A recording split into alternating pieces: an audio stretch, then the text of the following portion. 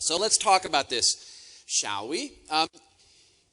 What I want to talk about really are the fact that structured experiences, all of them can be strategic.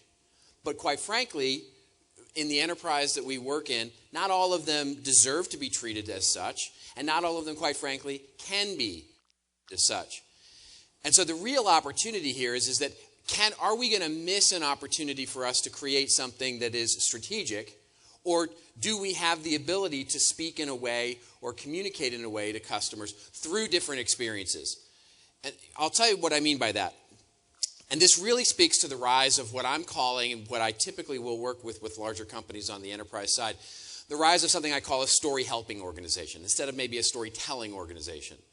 And the story helping organization is one that helps us align all of the different customer experiences that we're creating and uses a model to figure out how to align those experiences to connect with each other in a way that helps deliver value and take advantage of all of the wonderful things that may happen, or quite frankly, the not so wonderful things that may happen to us as part of whatever goes on in the digital world.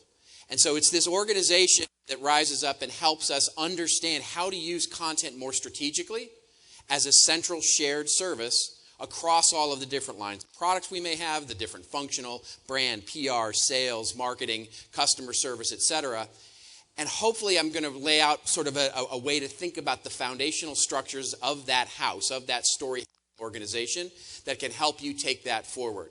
One of them may be useful, all three of them may be useful.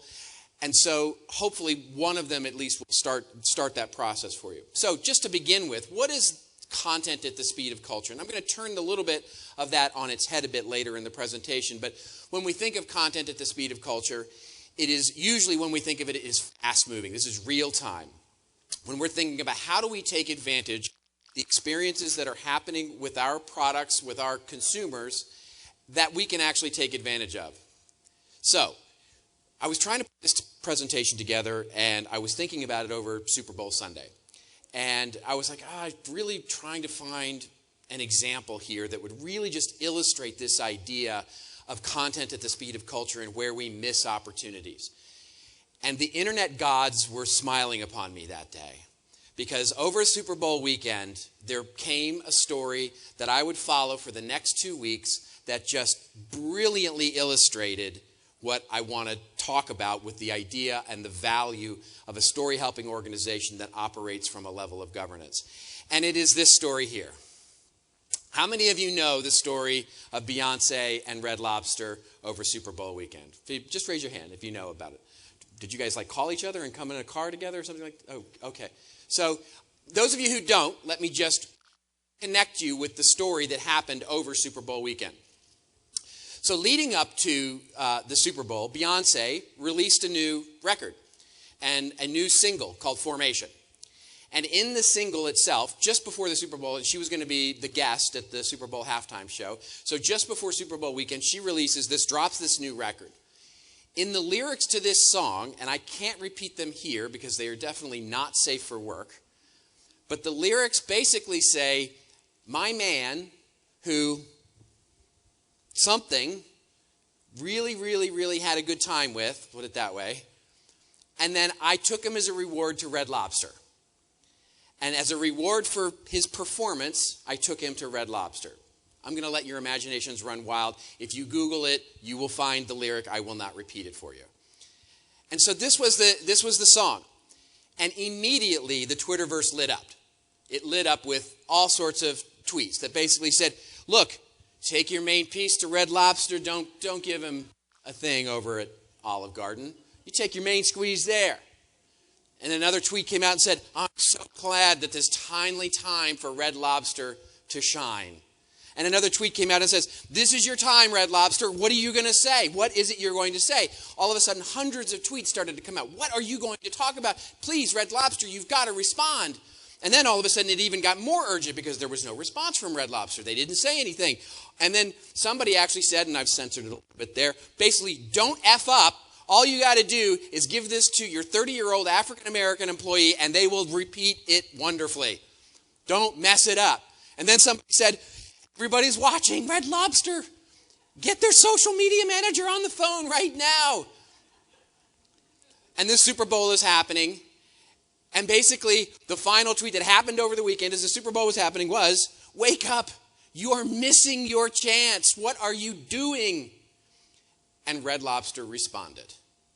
And Red Lobster's tweet out during the Super Bowl was, hey, Cheddar Bay biscuits have a nice ring to it, don't you think? Womp, womp, womp, womp, womp. Judgment was fast and harsh. All of a sudden, the tweets started pouring out. Waited all this time, and this is what you got? Sad emoticons. Red Lobster, oh my God, has a nice ring to it. No, fire your agency. This is horrible. Red Lobster goes, okay. Well, they responded. And it's like, well, you try and bake Cheddar Bay biscuits while we tweet. Hashtag it's harder than it looks. No, the harsh kept coming. No, just go home. You're drunk. Just stop. Just stop. This is ridiculous. And so then justice was even served even more cold because it hit the mainstream news. BuzzFeed covered it, saying Red Lobster's finally responded to the Beyonce lyric and it's horrible. And then Fortune magazine covered it and said, oh my God, the horrible tweet. This Twitterverse is hating on Red Lobster for this horrible response. And then Billboard magazine came out and said, this is a horrible, horrible thing. Even the Daily Mail in the UK came out and said, no, no, no, no. You had one job, Red Lobster, and you did a bad thing. And it just fell on, and you have to imagine that the poor social media people at Red Lobster was like, make it go away. I can't. Shh.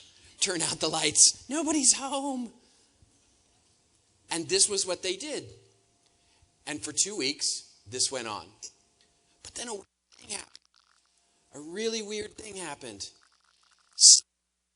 From this went up 33%. From the mention of this, sales in in-store restaurants went up 33% in those 2 weeks that they actually had the exposure from Beyonce. And so the social media people got a little bit proud of themselves. And they came out and said, you definitely slay, Beyonce.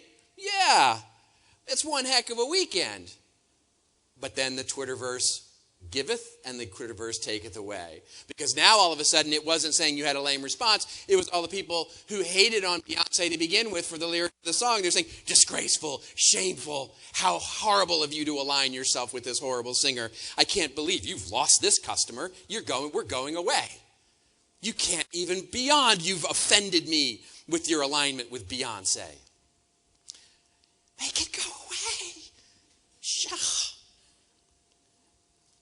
And so they can't win. And so what could they do? What would they do? What would you do? Shout it out. If anybody, what would you, so if you're Red Lobster, you have no idea that this lyric is going to come out. Shout it. What would you have done if you were Red Lobster? Anybody? Nobody? It's a hard question, right? It's a hard question to understand. What would you do? What can you do? What can you do as part of the brand? Because guess what? There's no structure in place, I'm going to guess. They missed an opportunity, I'll contend, to really take advantage of this opportunity. Now, they may have consciously made a choice to not say anything. I don't think they did, because they clearly said something, and it fell on sort of swift justice's ears. So I think they just lacked a sense of structure for what they could do. And this is something that I find common when I go to big companies, small companies, but mostly big companies that are managing multiple customer experiences across the buyer's journey, is a missing piece of the structure where they can actually have the conversations and take advantage of the content that's moving at the speed of culture.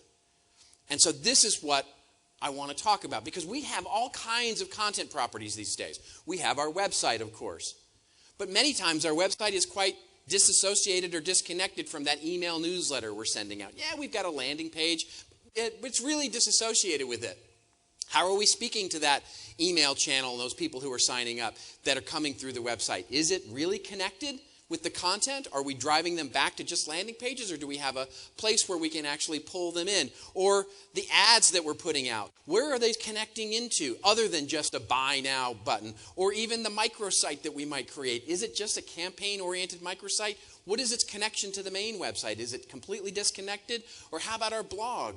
Are we connecting our blog to the website, or is it just this separate island out here that sort of manages things? So many enterprise companies I talk to, it's like, how do you capture your subscribers on a blog? Well, we can't do that because we've already got an email sign-up form on our website, and that's where the sign-up form is. The people who own the sign-up form on the website own the sign-up form. We can't have a sign-up form on the blog. Why not? I don't know, because that's the way we do things.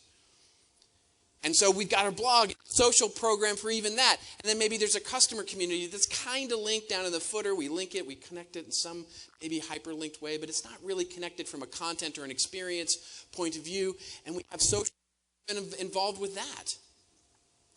And so all of these things sort of sit out as these disconnected islands, in some cases run by lines of business, in some cases run by the PR or the brand or the sales or the customer service team or at different teams. And we don't even know what's going on. I worked with one insurance company, and they said, hey, we have all of this wonderful content going up, and it's really awesome. And the thought leadership, the sort of content marketing team said, yeah, the way we find out about it is that it goes live on the website, and I get a Google alert. And so that's the way we become informed of what's going on from a connection standpoint from the experiences we're creating.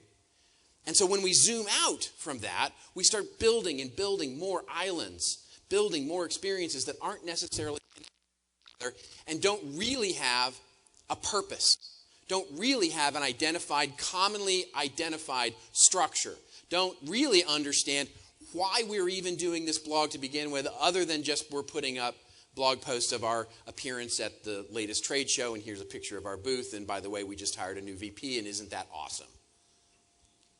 And so this becomes our ecosystem of content, the experiences we're creating. Can we take a step back and start to create a structure around the way we look at their purpose, the way we organize the speed at which we can speak, and how that applies to an infrastructure we may need to put into place? Because our desire is to actually have every content experience have strategic value. We want this. We want strategic ability. We want the ability to be able to respond if something unexpected happens. We want that. We want the ability to be proactive and create structures where everybody understands the purpose. But not all content can or should be managed at the same level. I worked with a financial services company. It takes them 2 weeks to get a tweet out. 2 weeks. If it takes you 2 weeks to get a tweet out, you're doing it wrong. It takes them 3 weeks to get a LinkedIn post out. And they consider that the fast track for their customer experience on social. What kind of, and because why? Because the content is all treated with the same kind of governance. The content is treated with the same kind. Every piece of content is treated like an ad, or every piece of content is treated like a blog post, or every piece of content is treated like a thought leadership white paper. It has to go through the same review. It has to go through the same process and function. So therefore, it takes as long to put out a white paper as it does a tweet. And this is where we can start to look at different kinds of structures with that story helping organization that helps organize those content. Because the solution is understanding the difference between the different kinds of experiences we're trying to create so that we can take advantage of the unexpected, and so quite frankly that we can operate at the speed of culture.